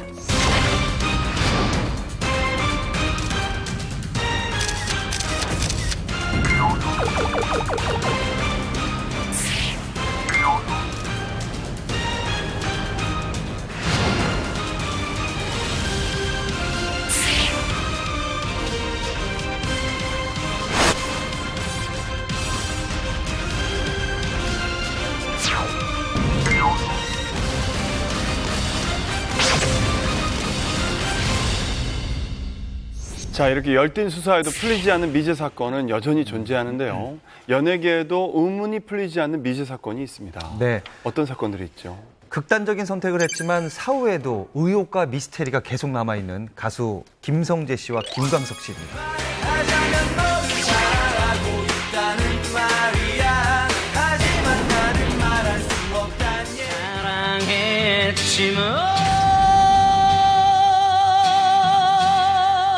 먼저 세상을 떠난 건 김성재 씨였거든요. 근데 김성재 씨가 듀스 해체 이후에 미국으로 갔었어요. 근데 미국으로 갔다가 갓 귀국을 했을 때가 1995년 11월 19일인데 그 S채널에 생방송 TV가요 20이라는 프로그램이 있었거든요. 근데 거기에 출연을 했었어요. 근데 이제 이게 뭐 당시 컴백 무대이기도 하고 첫 솔로 앨범을 뭐 발표한 그런 시점이었거든요. 근데 방송 출연을 마치고 숙소였던 그 서울 홍은동의 호텔로 돌아갔는데 다음날 사망한 채로 발견이 됐었죠. 그때 컴백한 그 곡이 말하자면요. 이제 무대를 딱 한 번 하고 바로 이제 사망한 채로 발견이 된 거라 정말 많은 팬분들에게 충격을 안겼죠. 저희들은 그때 사실 믿기지가 않은 게 그 전날 이 말하자면 이 방송을 전 봤어요. 그래서 기억나서 와 솔로로도 저렇게 잘하는구나 이랬는데 다음날 갑자기 무슨 사망 이렇게 뭐 TV 뉴스에 나오니까 이게 무슨 믿기지 않는 그냥 뉴스였던 거죠. 네, 당시 김성재 씨의 숙소에는 아주 측근들만 있었습니다. 바로 매니저, 백댄서, 여자친구 이렇게 있었는데요. 그 사망한 김성재 씨의 시신에 팔과 가슴에 28개의 주사바늘 자국이 발견됐습니다. 국립과학수사연구소는 김성재 씨 사인에 대해서 이렇게 얘기합니다. 극도의 흥분 상태에서 사망한 청장년 급사 증후군으로 판정, 약물 과다 복용으로 인한 자살로 추정한다. 자살설 때문에 많은 그 사람들이 논란을 일으켰죠. 네.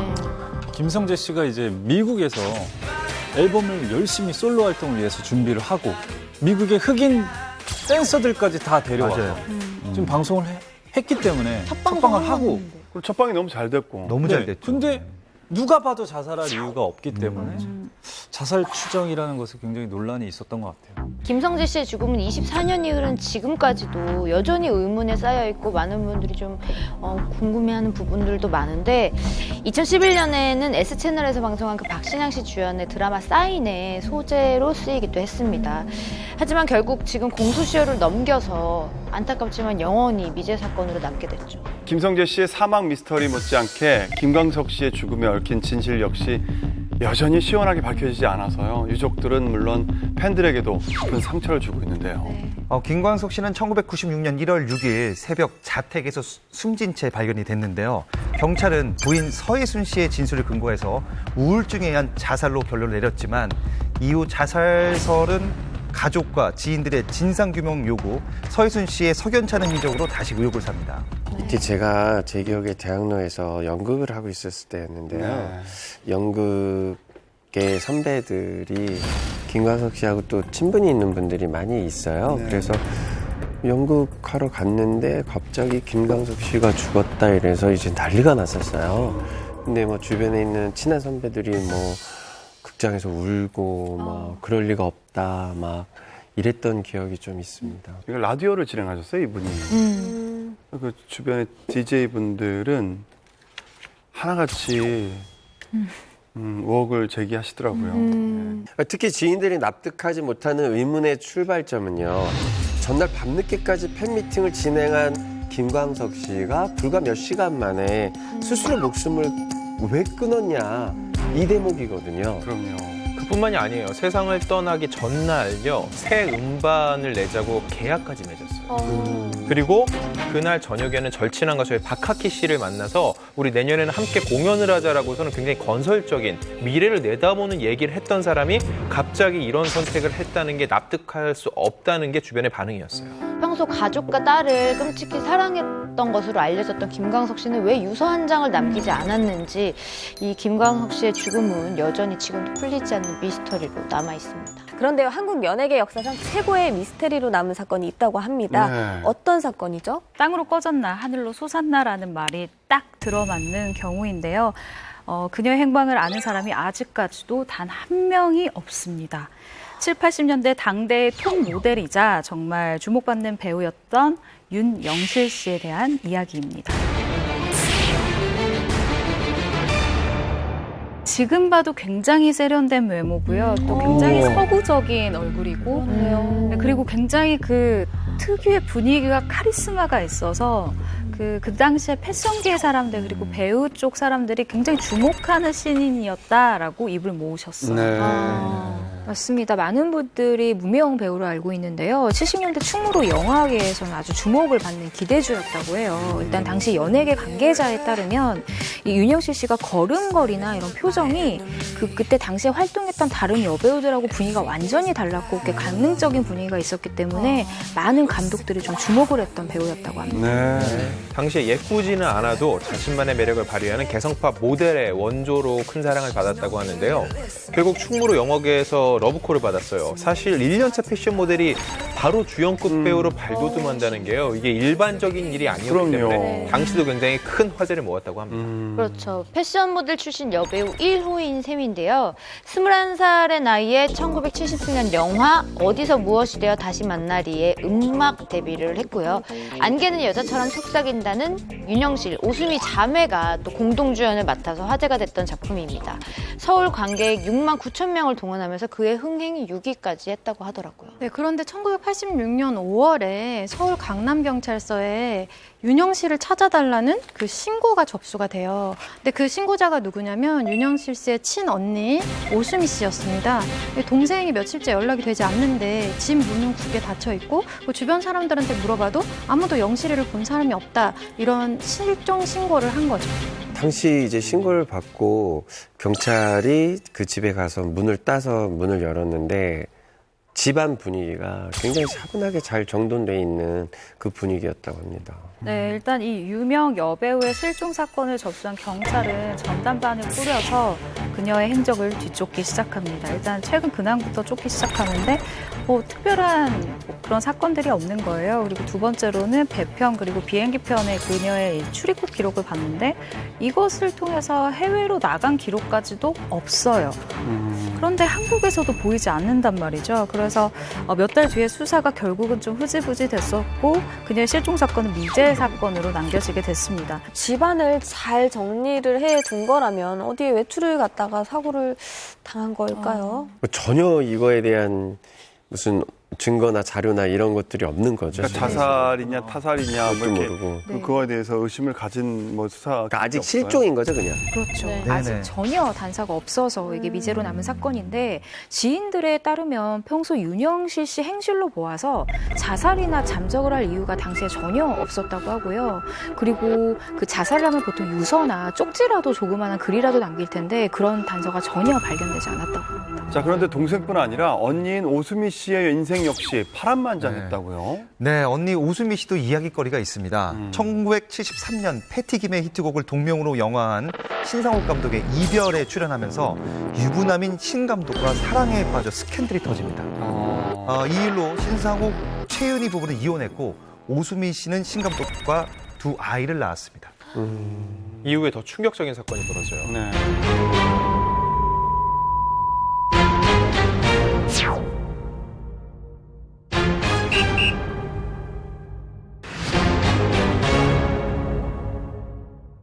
자, 그런데 동생뿐 아니라 언니인 오수미 씨의 인생 역시 파란만장했다고요? 네, 언니 오수미 씨도 이야기거리가 있습니다. 1973년 패티김의 히트곡을 동명으로 영화한 신상옥 감독의 이별에 출연하면서 유부남인 신 감독과 사랑에 빠져 스캔들이 터집니다. 이 일로 신상옥, 최은희 부부는 이혼했고 오수미 씨는 신 감독과 두 아이를 낳았습니다. 이후에 더 충격적인 사건이 벌어져요. 네. 그 유명한 신상옥, 최은희 두 사람의 납북입니다.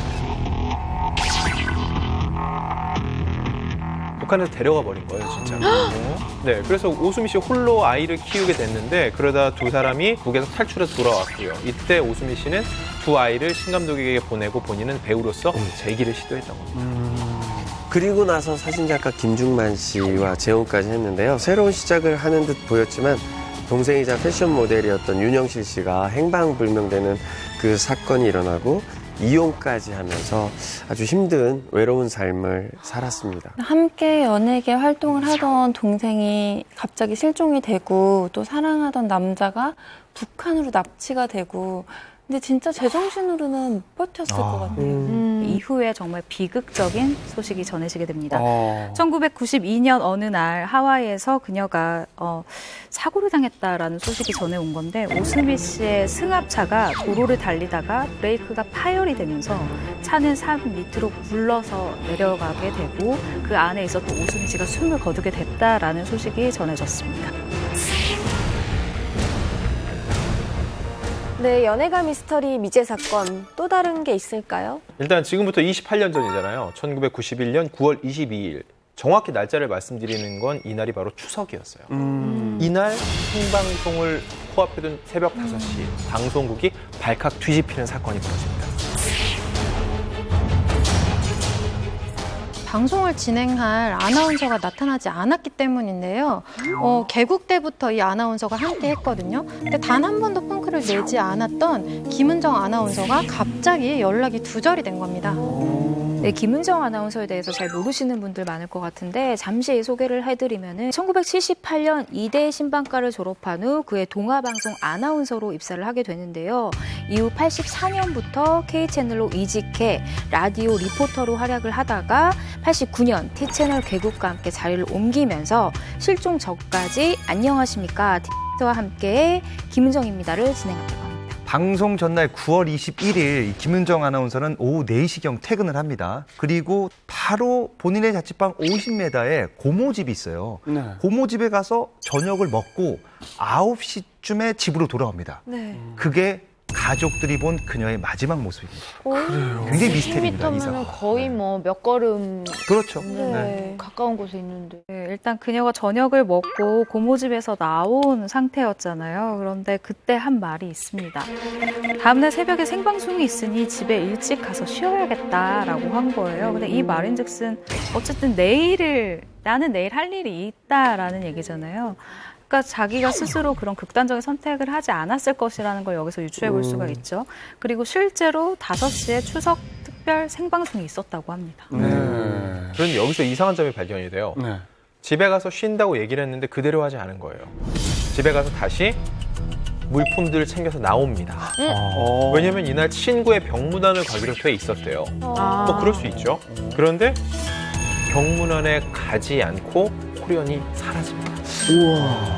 문병 가려고 나온 게 아닌 가능성이 높겠네요. 아니 보통 그러니까 공원의 집에서 나온 게 9시인데 9시 이후에 병문안 가는 게 쉽지 않을 텐데. 잘 안 가죠, 밤에. 그리고 이제 새벽 5시 생방이면 뭐 준비하고 그러면 새벽 3시에는 일어나야 될 텐데 밤에 나가기 좀 쉽지 않았을 텐데.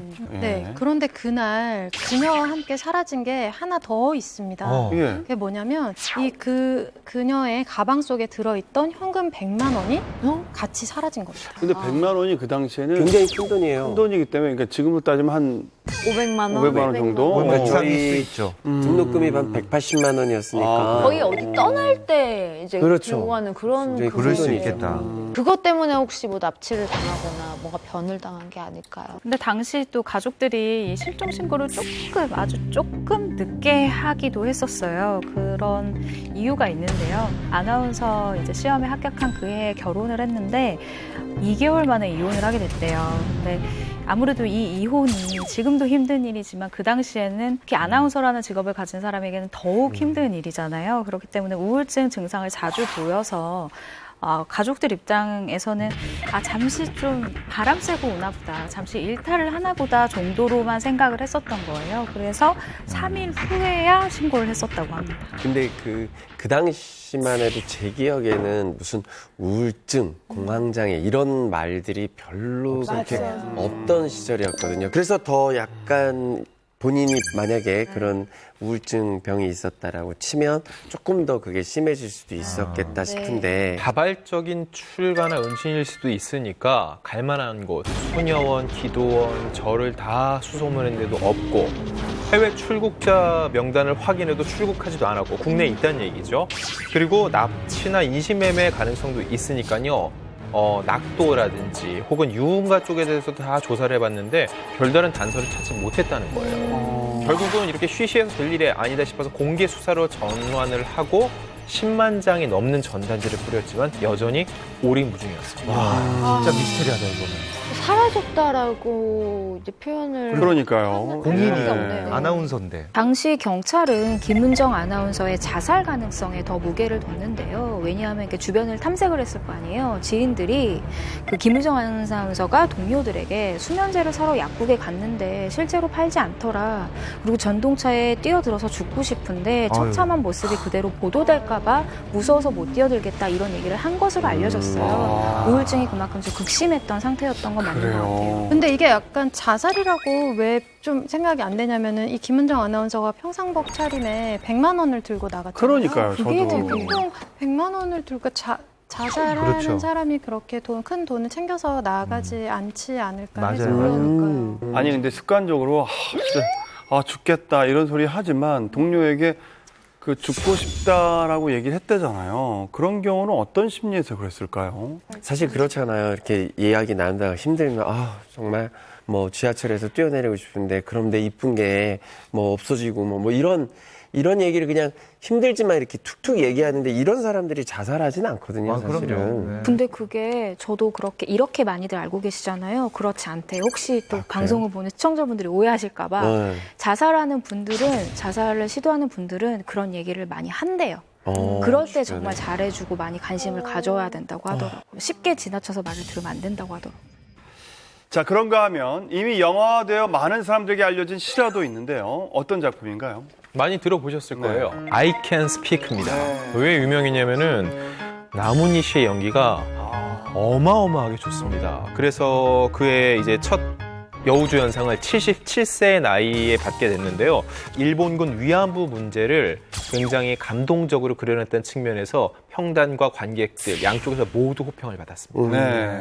I Can Speak 영화에 생각보다 실화가 훨씬 많이 반영이 된 영화더라고요. 네, 맞습니다. 영화에서 그 나문희 선생님하고 이재훈 씨가 그 영어를 토대로 인연을 맺게 되잖아요. 근데 이게 재미있는 에피소드를 위한 설정으로 많이들 생각하실 수도 있는데 그렇지 않습니다. 실제로 일본군 위안부 피해자인 이용수 할머니가 2007년 미국 의회 공개 청문회에서 증언했던 것들을 바탕으로 해서 만든 실화 영화라고 볼 수 있습니다. 진짜 펑펑 울었었어요. 맞아요. 저도요. 예. 정말 처음에는 너무 웃다가 중간부터 이렇게 넘쳐 흐르는 북받침?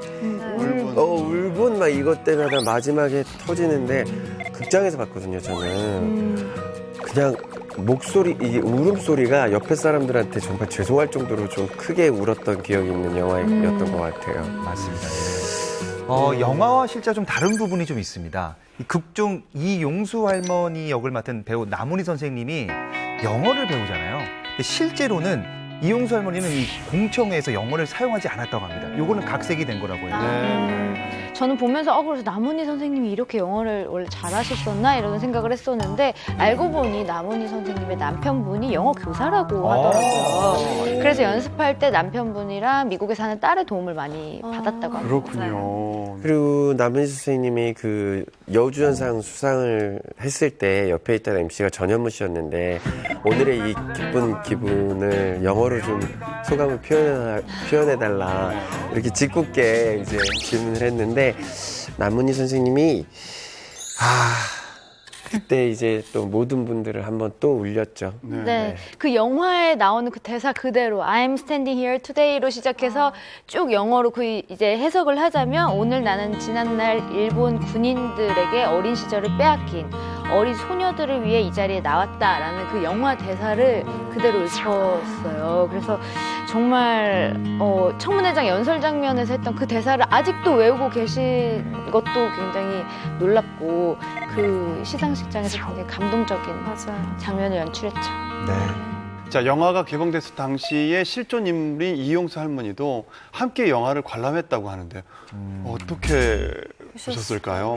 궁금하네요. 예. 이용수 할머니는 영화 제작 때부터 시나리오, 자문을 맡는 등 굉장히 적극적으로 참여를 하셨다고 해요. 그리고 영화가 완성되고 이걸 보신 후에 감동으로 인해서 눈물로 잠을 이루지 못했다고 하십니다. 사실 뭐 시민들하고 같이 함께 이 영화를 보는 자리를 마련하기도 했다는데요. 그때 이제 할머니에게는 정말 끔찍한 기억인데 그걸 관객들하고 이제 다 또 이야기를 하면서 소통을 하셨다고 합니다. 당시 16세였던 할머니가 끌려간 곳이 타이완 섬에 있는 그 신죽 가미가제 부대였다고 합니다. 근데 거기서 겪은 모든 일을 한 40분간을 그 아픈 역사 속에서 지내신 이야기들을 쭉 이야기를 하셨고 현장에 있던 관객들이 너무 가슴이 아파서 다들 좀 함께 울었다고 하네요. 그때 이런 말씀을 남기셨거든요. 영화에서도 보셨겠지만 I can speak, 제가 할 말이 있습니다. 태산입니다. 해도 해도 끝이 없습니다. 저희가 이렇게 있는데도 일본 놈이 처음부터 끝까지 거짓말을 합니다. 제가 말할 수 있는 건 많습니다. 그 이용수 할머니가 올해 92세가 되셨어요. 근데 20년 넘게 집회에 참석을 하면서 그 일본에 계속 사과를 요구를 해왔거든요. 근데 올해 8월에 일본군 위안부 피해자 기림의 날 기념 행사에서 정말 너무나 멋진 말씀을 네, 하셨습니다. 어떤 거냐면 제가 나이 92인데 안 많습니다. 활동하기 딱 좋은 나이입니다. 아베한테 사과받기 딱 좋은 나이입니다. 이렇게 얘기를 치고 싶네요. 멋져. I Can Speak를 보면은요, 그 마지막 공청회 장면에서 거기에 보면은 전 세계의 관료들이 다 앉아 있잖아요. 일본 관료는 계속 외칩니다. 증거 있어? 증거 내놔봐. 그러니까 남은희 선생님이 연기한 그 캐릭터, 그분께서 위쪽 허리를 싹 내립니다. 온갖 상처투성이. 그러면서 얘기합니다. 내가 증거라고요. 지금 위안부 이 피해를 입은 할머니들이 한 분씩 돌아가고 계세요. 돌아가실 때마다 모든 신문과 언론에서 다 다룹니다. 왜냐면은요, 그분들이 다 돌아가시면은요, 증거가 없어집니다. 그렇기 때문에 그분들을 우리가 더 보호하고 더 챙기고 해야 된다는 거죠. 근데 최근에 보니까 인터넷에 뭐 어떤 교수가 이제 위안부 관련 망언을 했다고 해서 굉장히 난리가 났더라고요. 그러니까요. 네, 난리가 났죠. 아마 류석춘 교수를 얘기를 하는 것 같은데요. 지난달에 전공 수업 중에 일본군 위안부는 일종의 매춘이라고 얘기를 했어요. 그래서 굉장히 무리를 빚었습니다. 그리고 이제 당시에 항의 질문을 한 어떤 여학생에게는 궁금하면 한번 해볼래요? 라고 반문을 한 것으로 알려져서 좀 성희롱 논란이 일었어요.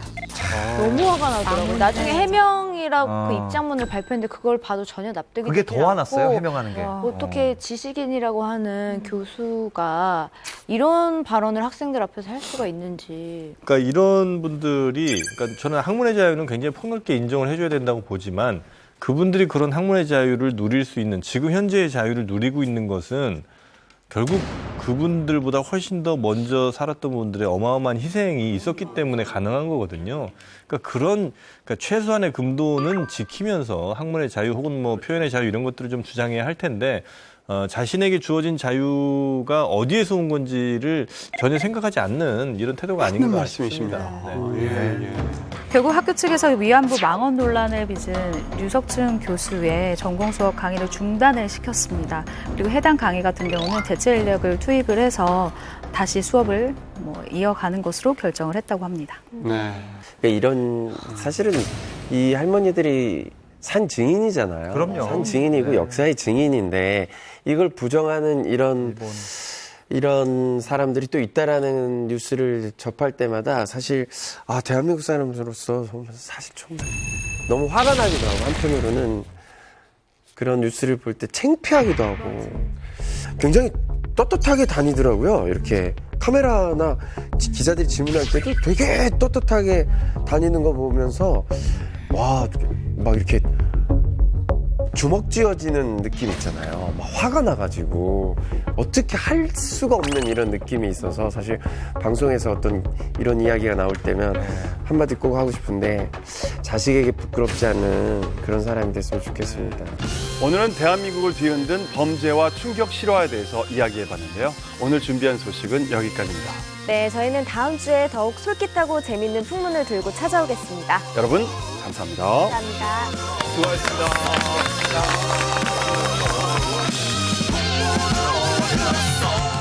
채널 A